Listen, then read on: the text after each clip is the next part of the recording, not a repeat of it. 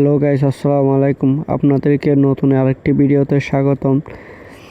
দেখুন গাইস, আমরা চলে এসেছি রাঙামাটি কাপ্তাই লেক ফিশারি ঘাটে। দেখুন কিভাবে এখানে মাছ প্যাকেট করা হয় ককশিটে করে। দেখুন এখানে চাপিলা মাছ একদম টাটকা ফ্রেশ।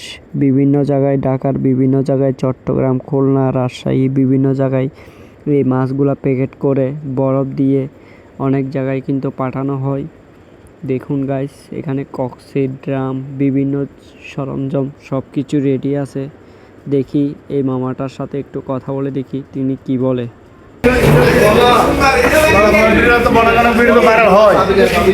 আপনি তো ভালো একটা সেলিব্রিটি।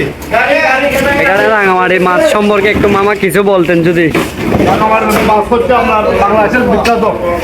রাঙামাটির কাচকি মাছ, চাপিলা মাছ বাংলাদেশে কোনো জায়গায় পাওয়া যায় না। এগুলা কোন জায়গায় যাবে মামা? এগুলো যাবে চট্টগ্রাম, ঢাকা, সিলেট। মামা আপনাকে অসংখ্য ধন্যবাদ। এই মামার থেকে কিছু জিজ্ঞেস করি। এগুলো যাবে ঢাকা, চট্টগ্রাম।